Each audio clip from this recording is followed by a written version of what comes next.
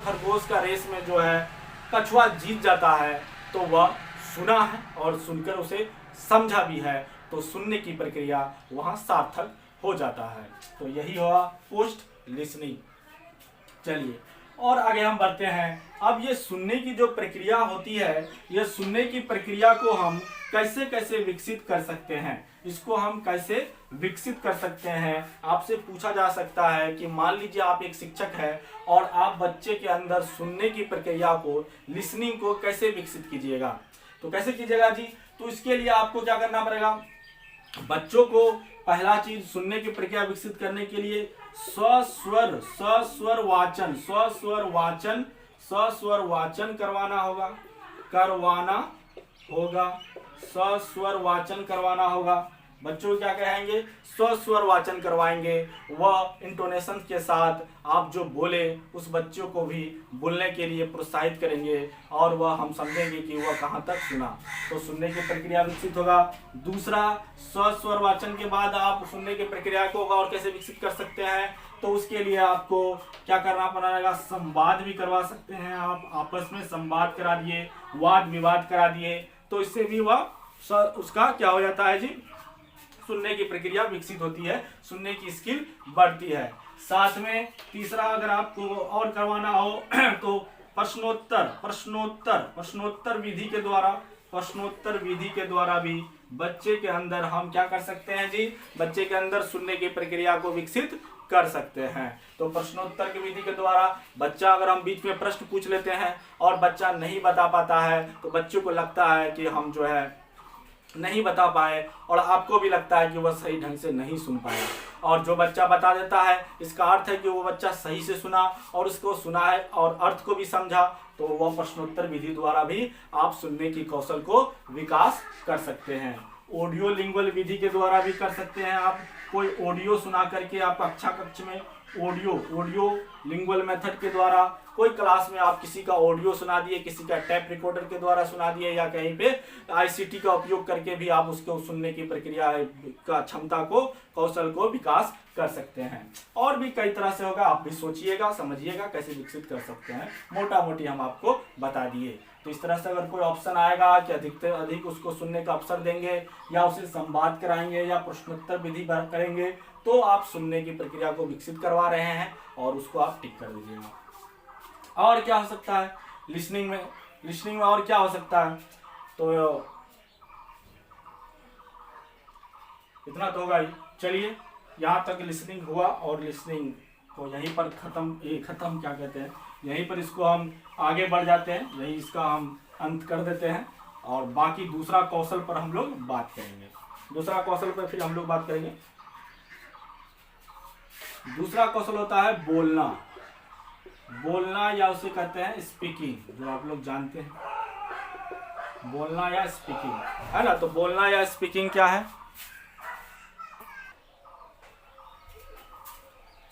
तो सॉरी थोड़ा सा माफी मांगते हैं आप लोग से साउंड को लेकर के।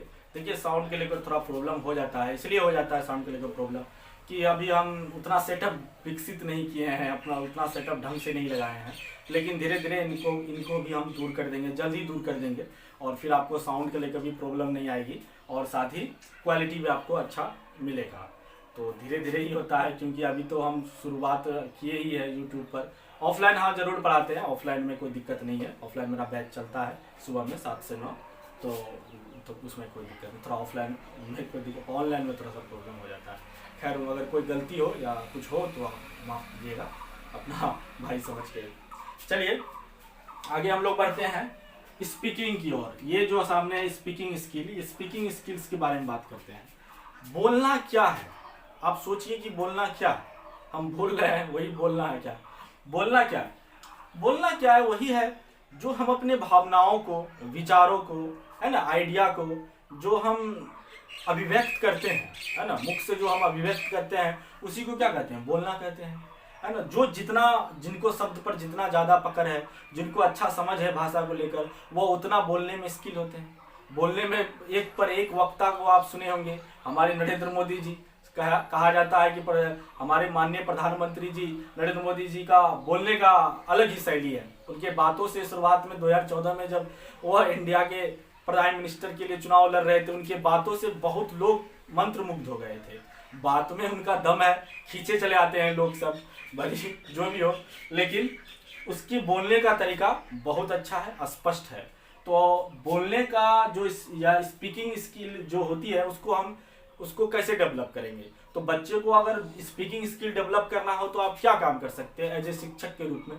तो आपको क्या करना पड़ेगा, एक तो आपको वैसा माहौल देना पड़ेगा जिसमें बच्चा अधिकतम के साथ वह बोल सके, उसे बोलने का अवसर मिल सके। तो उसके लिए आपको क्या करना होगा, वाद विवाद करा सकते हैं। तो आप जो है वाद विवाद के द्वारा, वाद विवाद बच्चों में कोई टॉपिक पर आप वाद विवाद करा दिए तो बोलने का कौशल विकसित होगा। दूसरा, आप नाटक मंचन करवा सकते हैं, नाटक मंचन है ना, नाटक मंचन, कोई नाटक के द्वारा आप बच्चों को मंच पर बोलने के लिए प्रोत्साहित कर सकते हैं। क्योंकि ये नाटक मंचन जो होता है ना, बहुत ज्यादा ही हमारे भाषाई विकास को मतलब ये करता है, उसको आगे बढ़ाता है। क्यों? क्योंकि नाटक में एक तो आप एज ए कैरेक्टर निभाते हैं, जिसका भी कैरेक्टर बच्चा निभा रहा होता है उसका तो वह अपने अंदर उसकी बिहेव को तो शामिल करता ही करता है। साथ ही साथ यहाँ पर बच्चा लर्निंग बाय डूइंग की मेथड से भी पढ़ लेता है। ये learning by doing, learning by doing यानी बच्चा काफी क्या है जी, एक्टिव है। यहाँ बच्चा बहुत एक्टिव होता है, एक्टिव मोड में होता है। हालांकि एक्टिव यहाँ भी होता है, लेकिन जितना नाटक मंचन में एक्टिव होता है उतना और सब में एक्टिव होना थोड़ा सा कम होता है। इसीलिए नाटक मंचन सबसे अच्छा तरीका है भाषाओं का विकास करने के लिए, और साथ ही सुनने की भी विकास करना हो तो नाटक मंचन भी आ सकता है। सुनना और बोलना दोनों एक दूसरे से संबंधित है। आगे आप क्या कर सकते हैं, नाटक मंचन के अलावा आप इसमें कहानी कथन भी सुना सकते हैं। कोई कहानी आप सुना सकते हैं, और कहानी कहानी सुनाकर उसका सारांश बोलने के लिए दे सकते हैं। बच्चे को सारांश बोलने के लिए प्रोत्साहित कर सकते हैं, है ना।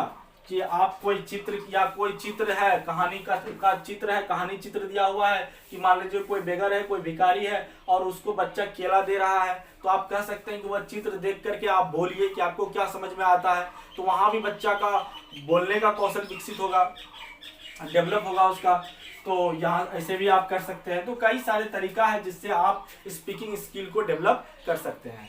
बस आज इतना ही हुआ स्पीकिंग से, और आगे बढ़ते हैं। आगे आपका हो जाएगा नया जो तीसरा कौशल है, वह क्या हो जाएगा जी, वह होगा, चलिए जल्दी थोड़ा करते हैं, रीडिंग स्किल यानी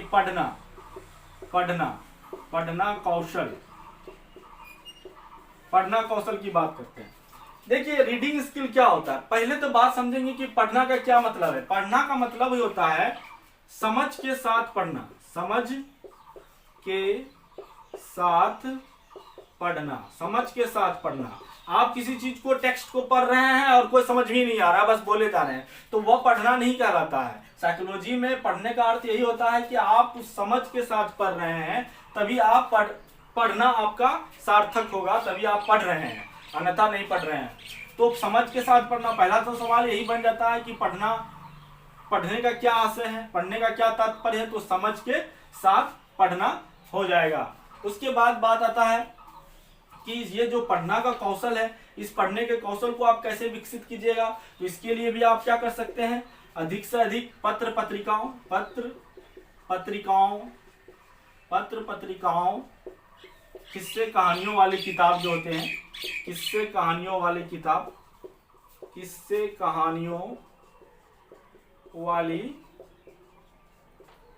किताब पढ़ने के लिए उसे विकसित प्रोत्साहित करेंगे। बच्चे को जो है ना चंपक, है ना, कॉमिक्स जिसमें ये सुपर पावर वाला शो होता है, शक्तिमान वगैरह वगैरह टाइप का जो कॉमिक्स आता है, उस टाइप को पढ़ने में बड़ा मजा आता है। तो आप उसी को शुरुआत में वही दीजिए बच्चे को जो उसे अच्छा लगता है, तो वह उसी पत्र पत्रिकाओं, किस्से कहानी, चंपक आदि को पढ़ेगा। पढ़ते पढ़ते उसके अंदर पढ़ने के कौशल विकसित हो जाएगा। या कोई न्यूज़पेपर रीडिंग कर रहा है तो भी पढ़ने का कौशल विकसित हो जाएगा। तो इससे आप उसके पढ़ने के कौशल को विकसित कर सकते हैं। और आप सोच सकते हैं कैसे आप पढ़ने का कौशल, उसको जो आप स्वर वाचन भी करवा सकते हैं, इससे भी बच्चों का पढ़ने का कौशल विकसित हो जाएगा। उसके बाद आप आता है पढ़ने में, रीडिंग स्किल में, रीडिंग को अगर हम प्रकार में बांटे या रीडिंग के बारे में बात करें तो ये भी कई प्रकार के होते हैं। एक रीडिंग होता है जिसे बोलते हैं लाउड रीडिंग, लाउड रीडिंग बोलता है, और दूसरा होता है लाउड रीडिंग, और एक और होता है जिसे बोलते हैं साइलेंट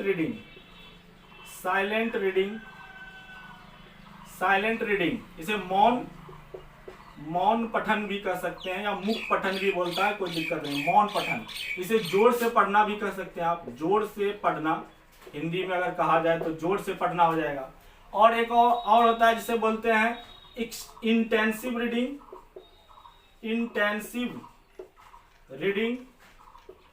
और चौथा होता है एक्सटेंसिव रीडिंग।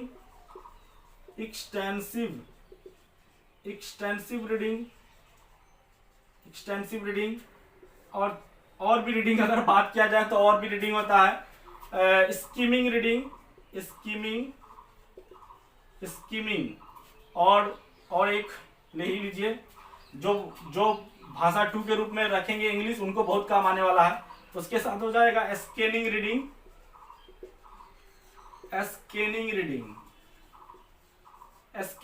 देखिए आपको भर दिए हैं, तो आप एक एक करके थोड़ा बहुत इस पर नॉलेज रख लीजिए, बस सामान्य सा नॉलेज रखना है, ज्यादा महारत नहीं करना है।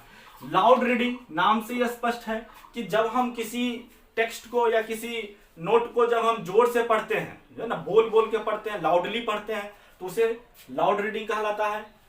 साइलेंट रीडिंग, जब बच्चा बड़ा हो जाता है या फिर सीनियर क्लास में चला जाता है, समझने की कौशल विकसित हो जाती है जब उसमें, तब वह साइलेंट रीडिंग करता है ना, और गहनता के साथ पढ़ना भी हो तो ये साइलेंट रीडिंग ही करना पड़ेगा उसे, तो वह साइलेंट रीडिंग हो गया। उसके बाद इंटेंसिव रीडिंग क्या होता है? इंटेंसिव रीडिंग वह रीडिंग कहलाता है जब हम किसी टेक्स्ट को या फिर किसी नोट्स को जब हम किसी गहराई के साथ, गहनता के साथ पढ़ते हैं, उसके तह तक जाते हैं, पूरा जिस्ट को जो है ना पूरे एक्सप्लेनेशन के साथ पढ़ते हैं, तो वो कहलाता है गहन पठन कह सकते हैं इसको, ये कहलाता है गहन पठन। और ये गहन पठन में जो होता है आलोचनात्मक चिंतन का विकसित होता है, इसलिए इंटेंसिव रीडिंग को क्रिटिकल रीडिंग भी बोलते हैं। तो ये हो गया इंटेंसिव रीडिंग। और होता है एक्सटेंसिव रीडिंग जब हम किसी